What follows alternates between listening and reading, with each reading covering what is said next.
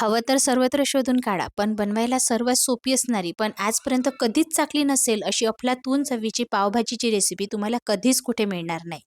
ही पावभाजीची recipe तुम्ही एकदा जर का ट्राय कराल ना, तर खरंच सांगते ठेल्यावरची पावभाजी तुम्ही विसरून जाल. चला सुरुवात करूया. ही पावभाजी बनवण्यासाठी 4 उकडलेले बटाटे लागणार आहे, अर्धं बीट, 1 अख्खी सिमला मिरची, अर्धा फ्लॉवर, अर्धं गाजर, टोमॅटो छोटे असतील तर 4 घ्या, मोठे असतील तर 3 घेतले तरी चालेल. 4 ते 5 कांदे लागणार आहे. आता आपण ग्रेटरचा वापर करून या भाज्या ग्रेट करून घेणार आहोत. जसं मी तुम्हाला सांगितलं फ्लॉवर मी अर्धाच वापरते आहे.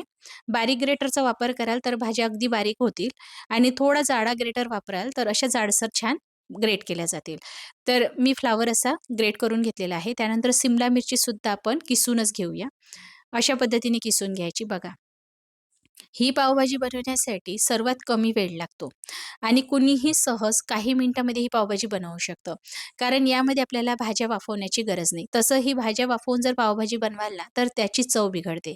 अशी पावभाजी एकदा बनवून बघा. बनवायलाही सोपी जाते आणि चवीला खरंच खूप मस्त लागते. ठेल्यावरची चव तुम्ही विसरून जाल, हे मी 100% खात्री देऊन सांगू शकते. सर्व भाज्या इथे मी किसून घेतलेल्या आहे. बीट अर्धच किसलेलं होतं. आता जे कांदे घेतलेले होते ना, जवळपास मी छोट्या आकाराचे 4 ते 5 घेतलेले होते. हे सोलून घ्यायचे, असे जाडसर चिरून चॉपरला चॉप करून घ्यायचे. मिक्सरला वाटून याची पेस्ट बनवायची नाही, चॉपरलाच फिरवायची आहे किंवा तुम्हाला जर सुरीने चिरता येत असेल तर अगदी बारीक चिरून घ्यायची. असं चॉपरनी कांदा किंवा भाज्या जर आपण ग्रेट करून वापरल्या ना, तर पावभाजीला टेक्स्चर खूप मस्त येतं. 10 ते 15 लसूण पाकळ्या, अर्धा ते 1 इंच आलं, सोबतच 1 हिरवी मिरची, कोथिंबीर घालायची आणि याचं वाटण तयार करायचं. जाडसरच करायचं आहे. यानंतर सर्वात महत्त्वाचा घटक तो म्हणजे ताजा वाटाणा. हा मिक्सरला घालायचा आहे. जवळपास मी 1 वाटी भरून घेतलेला आहे. वाटाणा थोडा जास्त घालायचा या पावभाजीला. चव खूप मस्त येते आणि जाडसरच फिरवायचं आहे. खूप पेस्ट बनवायची नाही. चला आता एक खोलगट कढई घ्यायची. यामध्ये आपल्याला सर्वात आधी तेल घालायचं आहे. तेलासोबतच बटर घालायचं. पावभाजीला बटरशिवाय चव येत नाही, त्यामुळे बटरचा वापर नक्की करा. सर्वात आधी कांदा घालायचा आहे. कांदा छान परतून घ्यायचा. हलकासा मऊ पडायला लागला की टोमॅटो घालायचा आहे. टोमॅटो आणि कांदा लवकर शिजावा यासाठी याच वेळी मीठ घालायचं. गरज पडल्यास नंतर तुम्ही अजूनही मीठ घालू शकता.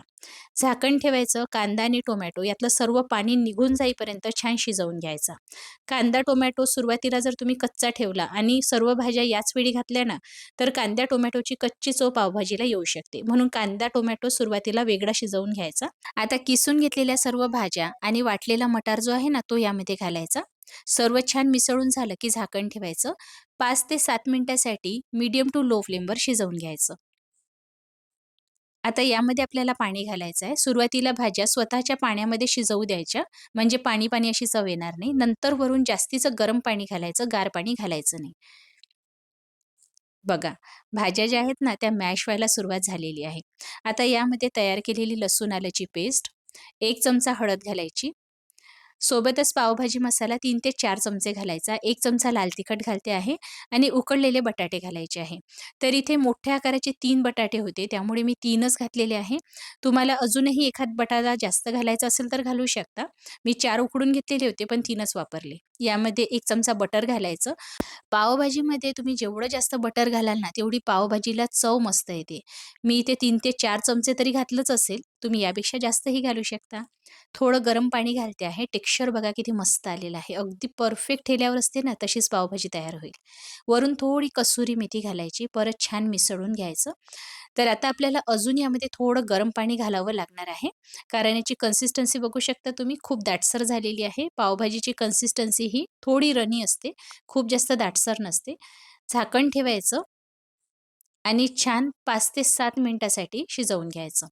म्हणजे जोवर आपल्याला असं वाटत नाही, की याला छान दाटसर असं टेक्स्चर आलेलं आहे आणि भाज्या पूर्णपणे मॅश झालेल्या आहेत, तोवर आपल्याला पावभाजी शिजवायची आहे. परत मॅशरनी मॅश करायचं. तुम्ही 2 ते 3 वेळा मॅश करत असाल ना, तर थोडं-थोडं बटरमध्ये घालायचं आणि मॅश करत जायचं. बघाल पावभाजीला चवही छान येईल, टेक्स्चरही मस्त येईल आणि दिसायला बघा पावभाजी काय सुंदर दिसते आहे. परफेक्ट असं टेक्स्चर आलेलं आहे आणि चव मी तुम्हाला काय सांगू. खरंच एकदा ट्राय करून बघा. वरून बटर घालायचं आहे. चला आता पाव गरम करून घेऊया. त्यासाठी एका तव्यावर तेल घालायचं. पाव मधून असा कट करून घ्यायचा. तव्यावर तेलासोबतच थोडं बटर घालायचं. बटर घालून पाव जर गरम कराल ना, तर चवीला छान लागतो. आता हा पाव दोन्ही बाजूनी गरम करायचा आहे. बरेच जण काय करतात, पाव गरम करत असताना थोडी पावभाजीसुद्धा घालतात. तर ती सुद्धा पद्धत तुम्ही वापरू शकता. पण इथे मी प्लेनच पाव बनवलेला आहे. थोडी चिरलेली कोथिंबीर घालायची. आवडत असेल तर थोडा पावभाजी मसाला तुम्ही इथेही घालू शकता. कुरकुरीत होईपर्यंत पाव शेकून घ्यायचा. गरमागरम पाव इथे तयार झालेला आहे. आता भाजीच्या वरून थोडी चिरलेली कोथिंबीर घालायची आहे आणि गरमागरम सर्व्ह करायची आहे. ही पावभाजीची रेसिपी मी अगदी साध्या सोप्या पद्धतीने तुम्हाला बनवून दाखवलेली आहे. मला कमेंट बॉक्समध्ये कमेंट करून कळवा, तुम्ही या पद्धतीने कधी पावभाजी बनवली होती का? आणि ही पद्धती तुम्ही याआधी कुठे बघितली होती का?